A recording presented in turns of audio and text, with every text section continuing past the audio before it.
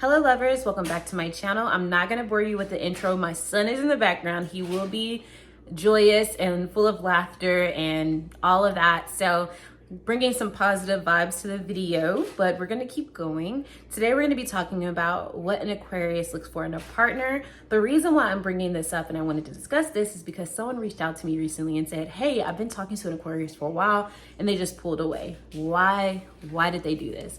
So I definitely want to answer that, and I'm hoping that giving you that backstory will give you insight to why they could have potentially pulled away. Okay.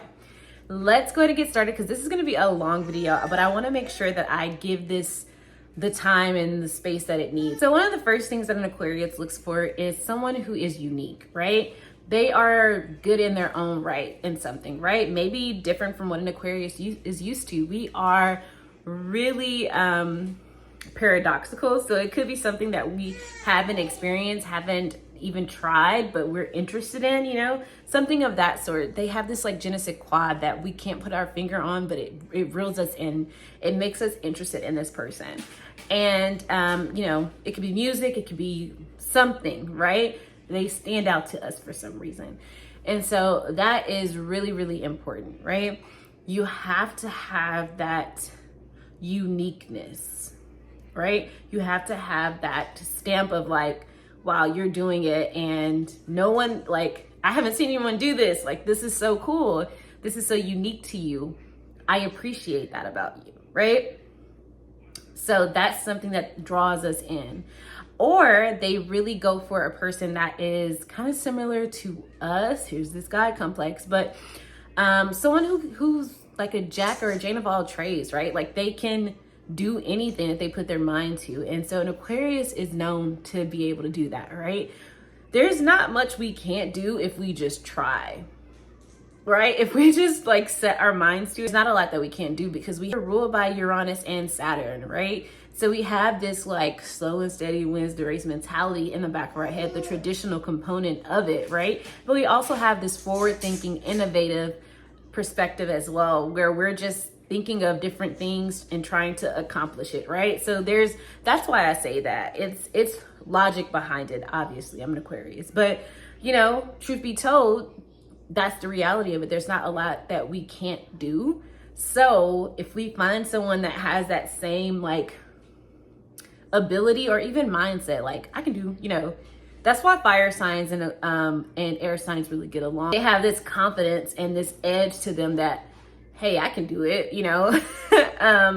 So that's one, you know, component, but essentially, or air and air, right? But yeah, so that's something that we look for, someone who is unique. We also look for someone who has individuality, right? We look for someone who has their own thing going. It could be that unique, you know, quality or that unique interest or that unique, you know, hobby that they have that sets them apart, and so it makes them have individuality. They're not always stuck to us, right?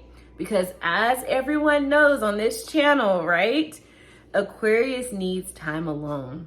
So it's really important that you have your own thing going. It's really important that you have that individuality because that is going to coat you for when Aquarius wants that alone time, which will be pretty frequently, to be honest, right? Now, if an Aquarius truly, truly loves you and likes you, they might not tell you that they need that alone time. This is why it's really, really important and imperative that you have your own thing going. That you say, hey, I gotta go here. You know, if you wanna talk or if you wanna like do your own thing too, that'd be great. And we can meet up another time or, you know, so that space is a requirement. Individuality is a requirement. Please do not be stuck to an Aquarius day in and day out. There's a lot of signs that can be like this, and no shade to these signs, right? But if you have Libra in your sun, moon, or rising, sometimes a Libra can be, what's that movie, the Eddie Murphy movie, Coming to America, the Whatever You Like, right? When they really like someone, they tend to take on their personality, which is a big red flag for an Aquarius. That is a like run away. Which ironically, yes, Aquarius and Libra can get along, but only if a Libra is really in their true energy of, the one that is seeking justice and, has that component. Other than that, if this is the Libra that kind of blends in and takes on other people's personalities, Aquarius is not with that at all. I can tell you that from the beginning. Another sign that's like that too is a Cancer. A Cancer can be really, really sensitive. That being said, they can be emotionally charged and attached, and talk about the need for individuality, right? I just wanted to give you context of like why things may be happening, right? When talking about individuality, I talked about uniqueness, I definitely want to touch on this component as well. Someone who is non-judgmental. If it's one thing an Aquarius can't stand, it's someone who is super judgmental, right? Even though we are a little judgmental ourselves, God complex here. But we do not like people who try to persuade others their thought process, their way of being. At the end of the day, it doesn't matter, right? So we really look for a partner who holds space for other opinions, because it's important, right? You need to hear other people's perspective. And so if it's not, if that's like a big red flag for an Aquarius. If we see someone who doesn't hold space for other people's opinions, or just try to talk over someone to get their opinion out, and it's so childish, but it's also a fear-based thought process and limited beliefs. So we're just like, oh, absolutely not. There's no way we can be with that person. And a lot of earth signs are like that. A lot of earth signs are like that. They're kind of stuck in their ways in their thought process. So it's really hard to, for earth signs to have that, openness that is really important to an Aquarius. To give context, right? I'm just opening it up. We really look for someone who's non-judgmental. We also look for a partner who has stimulating conversation, right? Do not bore us with the everyday news, because that's agenda-based anyway, right? Aquarius with our conspiracy theories. But that's agenda-based anyway. We know that everything that flashes, it's never what's flashing at us, it's what's at the bottom of the screen that actually matters, right? So do not bore us with the trivial day-to-day conversations, how's the weather type conversations, because we cannot stand that. That is a pet peeve of ours.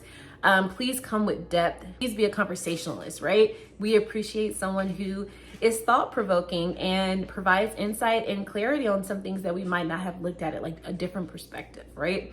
So don't be boring, essentially. Do not be boring. Because we like a good debate, y'all. We do. We love a good debate. We love conversations on different topics that's going on in the world. And so bring it, right? But don't be boring. Don't come with the same thing every day, day after day. We can't stand that, right? Last but not least, and there's plenty more, right? So let me know if you want a part 2 on this one. But last but not least for this video, we look for someone who allows us to be ourselves unapologetically, right? And that kind of goes in with the last part of being non-judgmental. We really appreciate someone who just allows us to be who we are and not try to change us, because we are ever evolving. That's that paradoxical aspect of an Aquarius. Yes, we are that goat going up the mountain from the Saturn aspects of daily routine. So we'll have a routine, right? But there's also this other component of us that is forward thinking and innovative and creative and always trying to reinvent ourselves. And so we really need that space, that air, that space to breathe and to be able to really tap into that energy, because it is so beautiful for an Aquarius. Yes, honey bear. It is really imperative to have a partner who gives us that time to be creative, to hold space for us when we need just a moment to ourselves, right? So someone who intuitively knows that, but also, you know, just can communicate, hey, it seems like you might need some space. Like, you know, I'm gonna go do this. I'm gonna go do my thing, my hobby that I am unique to. And, you know, let's check back a little bit later. So, you know, something like that, that'll just give us, and then if you can incorporate that we just naturally have that time and space apart, and then we, you know, get together. Now, I will say this at the end, is that it is never okay for someone to ghost anyone. I do not agree with the ghosting component. I know sometimes as an Aquarius, I get overwhelmed and just kind of drop off, but that's not okay. We should be communicating. We're all adults here. We should be communicating and having direct conversations with our partners or people that we are connected to. I never want to normalize that because that's not okay. Just to recap, what we really look for is a person that is unique, is an individual, is non-judgmental, is a conversationalist, you know, provides us our space and allows us to be ourselves unapologetically. Those are the key components. Not saying that the person that asked me that wasn't all of those things, but you know, if that person, or if a person isn't, I could see why an Aquarius might decide to not talk to that person, right? So anyway, I hope that this was helpful. Please do not forget to like, comment, share, and subscribe, and I will see you in my next video. Talk to y'all later. Bye.